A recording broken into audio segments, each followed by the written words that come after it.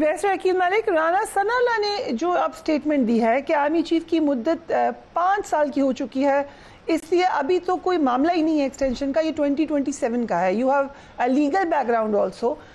کیا یہ ایسے ہی ہے؟ اور اگر ایسے ہے تو پھر یہ بحث کیوں ہو رہی ہے اس وقت تسلسل کی؟ بسم اللہ الرحمن الرحیم. فریہ صاحبہ بہت بہت شکریہ. بالکل دیکھیں، میں نے بھی یہی بات کی ہے اور یہ بالکل آئین اور قانون کے مطابق ہے، کیونکہ نومبر 2024 میں جب امینڈمنٹ کی گئی تو تمام سروسز چیف کی جو مدت ملازمت تھی اس کو سٹریم لائن کیا گیا، اس کو ریگولیٹ کیا گیا، اور وہ مدت ملازمت تینوں کی 3 سال سے 5 سال کر دی گئی. اور ابھی جو ایئر چیف ہیں وہ آلریڈی ان پہ اس کا اطلاق ہو چکا ہے. اب یہ چائے کی پیالی میں طوفان برپا کرنے کی بات ہے، اور پی ٹی آئی کا جو ایک پروپیگنڈا بریگیڈ ہے وہ بالکل ہمیشہ سے یہی چاہتا ہے کہ جب ان کے پاس کوئی اور جواز نہیں ہوتا، جب ان کے پاس کوئی اور دلیل نہیں ہوتی، جب ان کے پاس کوئی اور بات چیت کرنے کے لیے نہیں ہوتی، تو دین آف کورس ایک ہی معاملہ ہے. اور اب وہ کیونکہ نومبر آ رہا تھا تو انہوں نے کہا کہ شاید ہم یہ ایک نیا شوشہ چھوڑ کے دیکھتے ہیں.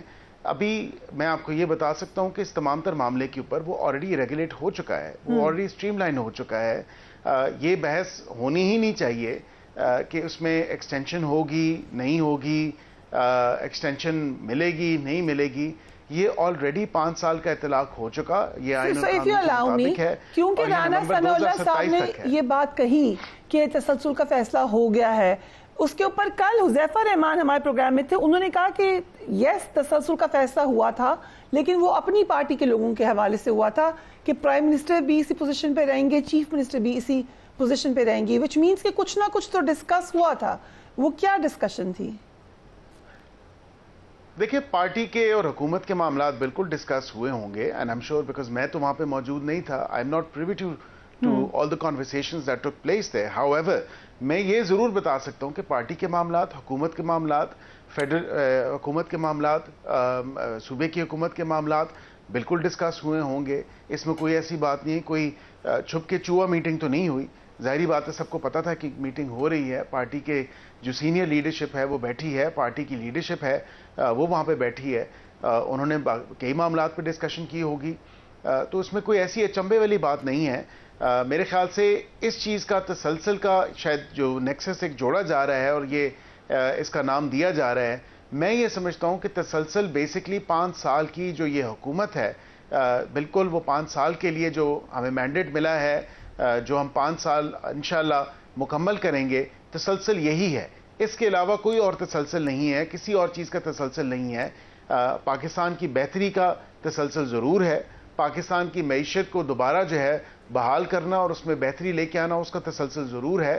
اور پاکستان کو جو خارجی محاذ پہ جو یا خارجہ محاذ پہ جو ہمیں ایک تقویت ملی ہے، پاکستان کا ایک نیریٹو جو ہے وہ دنیا تسلیم کر رہی ہے. پاکستان کے ساتھ ڈپلومیٹک ریلیشنز جو ہیں وہ اور مضبوط سے مضبوط تر ہوتے جا رہے ہیں. تو اس چیز کا تسلسل ضرور ہے. ٹھیک ہے، وہ تو اتفاق کی بات ہے کہ اس وقت گورنمنٹ میں آپ ہیں یا آرمی چیف کون ہیں یا باقی لوگ کون ہیں، وہ تو it's not about personalities. What I can understand now کہ as a barrister you have explain this to me کہ ہر 5 سال بعد 5 سال کی مدت ملازمت ہوگی، اور جیسا کہ رانا صاحب نے کہا آفٹر 2 ایئرز یہ کوشچن آئے گا دوبارہ ایکسٹینشن کا. Am I correct? اینڈ وہ ایکسٹینشن پہ 5 ایئرز کی ہے اگین.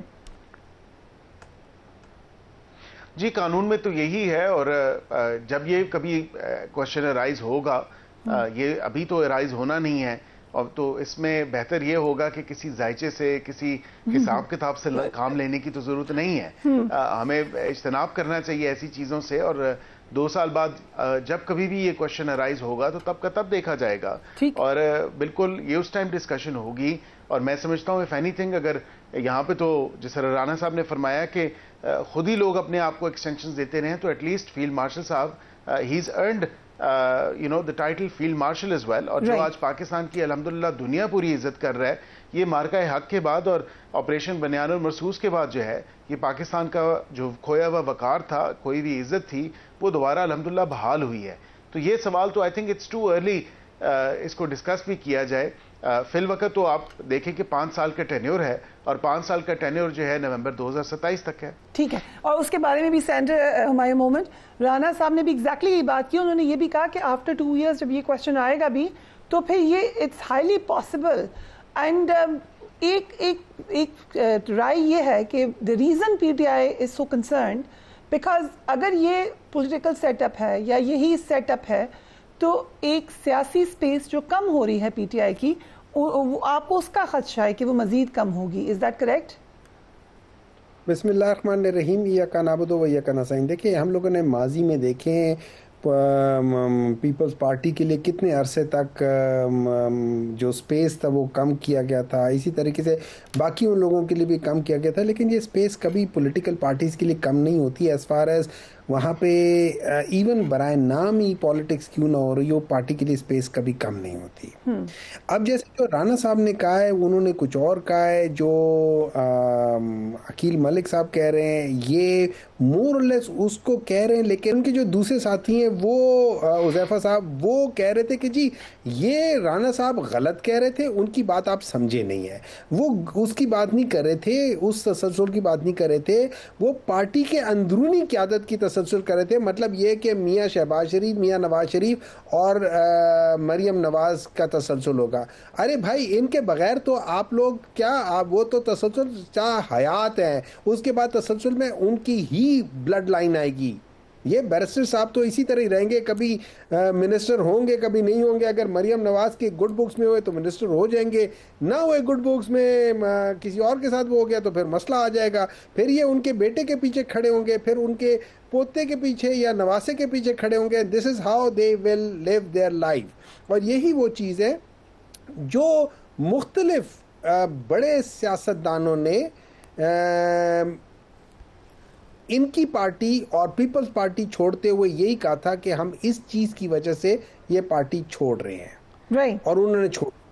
ٹھیک ہے, اب بات آ جاتی ہے کہ جب ہم آ جاتے ہیں, دیکھیں اگر آپ کانسٹیٹیوشن کہتے ہو ہم کانسٹیٹیوشن کو فالو کرتے ہیں, بالکل آرٹیکل 58(2) بھی کیا تھا, کانسٹیٹیوشن کا حصہ تھا نا.